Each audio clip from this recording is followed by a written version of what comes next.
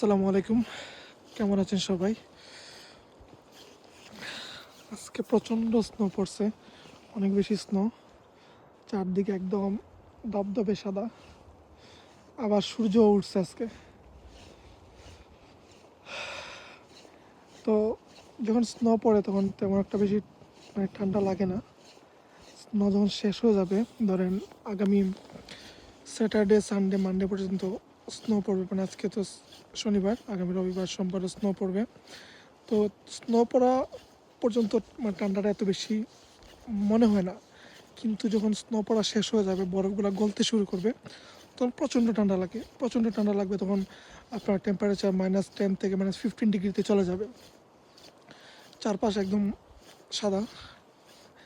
এখানে অনেকে ঘর থেকে বের হয়ে এনজয় করতেছে, আমরাও এনজয় করতেছি, অনেক ভালো লাগতেছে। আর স্পেশালি হলো যেটা সবচেয়ে বেশি প্যারাদায়ক, আমরা কাজে যাইতে পারতেছি না। বিশেষ করে যারা ফুড ডেলিভারি জব করে, তাদের জন্য তো কোনোভাবে পসিবল না, কারণ যেভাবে স্নো পড়ছে, সাইকেল চালানোটা বা স্কুটার চালানোটা ইটস ভেরি ডিফিকাল্ট। চারদিকে একদম সাদা। সো আজকে কাজে যাই নাই, বের হয়ে গেলাম একটু ভিডিও টিডিও করবো আর ঘুরে দেখবো। এই দেখেন বাচ্চারা খেলতেছে, আমি জানি না আপনারা দেখতে পাচ্ছেন কিনা, আমি যদি জুম করি, এখানে দেখেন একটা বাচ্চা খেলতেছে। ডেনিশরা ডেনিশরা বাসা থেকে বের হয়ে যাবে এখন, বাচ্চা কাচ্চা নিয়ে স্নো দিয়ে বল বানাবে। বল বানায় এটা একজন একজন আরেকজনকে হিট করবে।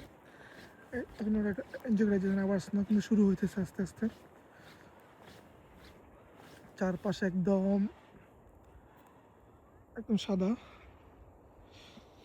পরিবেশটা অন্যরকম। আর রাতের বেলা অনেক অনেক কিউট মনে হয়।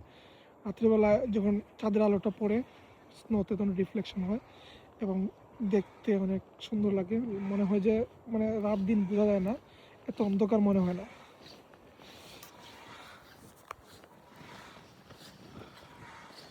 এখন এখন একটু ঠান্ডা লাগতেছে, বাতাস মোটামুটি বাতাস আছে, সো কিছুটা ঠান্ডা লাগতেছে। আমি যদি বরফে হাত দিই, দেখেন একদম বল হয়ে গেছে। এখন কিন্তু আমার হাতে প্রচণ্ড ঠান্ডা লাগবে, অনেক শক্ত। সো আমরা গুগলে যেটা দেখলাম যে মিনিমাম 15 সেন্টিমিটার উঁচু হবে বরফের স্তরগুলা। তো এই যে একজন বরফ পরিষ্কার করতেছে ওর বাসার সামন থেকে, একজন মহিলা। আজ দেখেন সে বরফগুলো ক্লিন করতেছে ওর বাসার সামন থেকে।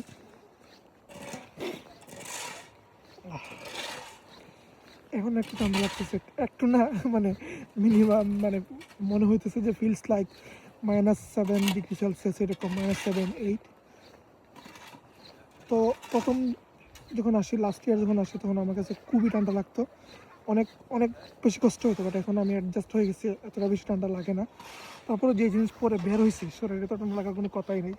যা মনে হয় হাতে, আমি ফিল করতেছি হাতে হাতে ঠান্ডা ঠান্ডা লাগতেছে, কিন্তু গ্লাভস আনি নেই।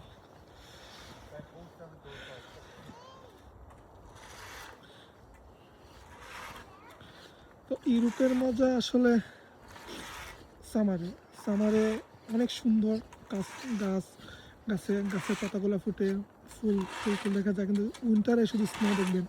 উইন্টারে ধরেন আপনি এই আমাদের ডেনমার্কে আগামী শনি রবি, আজকে শনিবার, রবি, সোমবারে স্নো পড়বে, আবার বৃহস্পতিবার স্নো পড়বে, আবার শনিবার রবিবার, এরকম। এই মাসটা মোটামুটি ভালোই স্নো পড়বে আর কি।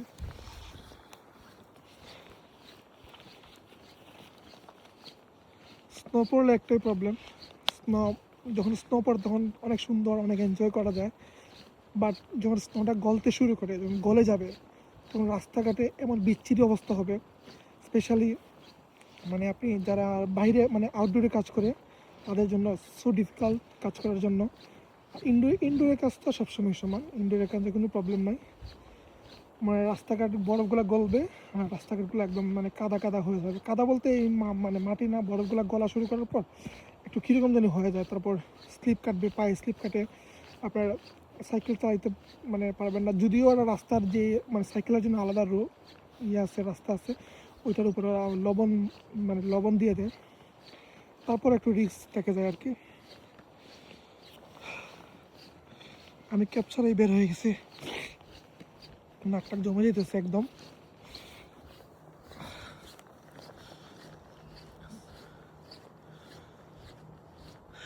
গাড়িটার উপরে বরফ, গাড়িগুলো খুবই আস্তে আস্তে আসতেছে।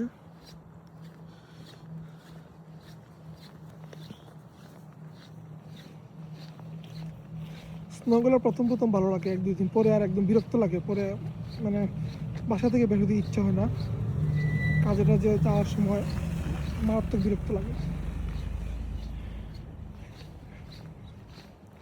দেখেন অনেক বড় হয়েছে, আর পা কিন্তু একদম ডেবে যাচ্ছে, প্রচুর বরফ। একটা মানুষ কিন্তু নয় আশেপাশে, সবাই বাসার ভিতরে বসে আছে, বাসা থেকে বের হয় নাই।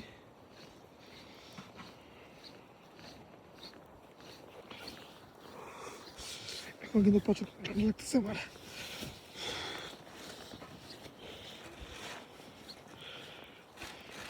সবাই যার যার বাসার ফ্রন্ট সাইডগুলো ক্লিন করতেছে, বরফগুলো সরাইতেছে। আপনাদের সবাইকে বরফের রাজ্যে স্বাগতম। আপনারা আসেন, ডেনমার্কে আসেন, এই স্নোফল এনজয় করেন। দেখছেন একদম কত সুন্দর লাগতেছে, একদম সাদা।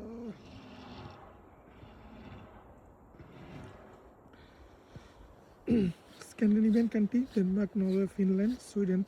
ডেনমার্কে ঠিক আছে মানে সহনশীল, কিন্তু সুইডেন ফিনল্যান্ডে এবং নরওয়েতে প্রচুর বরফ পড়ে, মানে স্নো পড়ে আর কি। আরও অনেক ইউরোপের সব কান্ট্রিতে বরফ পড়ে, তবে এই কান্ট্রিগুলোতে একটু বেশি আর কি। আর কানাডার অবস্থা কী বলবো, এখানে তো একদম মানে গরম পানি ছুঁড়ে মারলে ওইটা বরফে পরিণত হয়। তো কানাডা আরও বেশি। আমার হাত কতটুকু ঢুকে দেখছেন, হ্যাঁ আমার হাত কতটুকু ঢুকছে, ওরে বাবারে ঠান্ডা। আমার ছেলেকে নিয়ে বের হয়েছিলাম, একটু পরে আমার বাসায় চলে যাই। ওকে, আল্লাহ হাফেজ, ভালো থাকবেন সবাই, আমাদের জন্য দোয়া করবেন। আসসালামু আলাইকুম।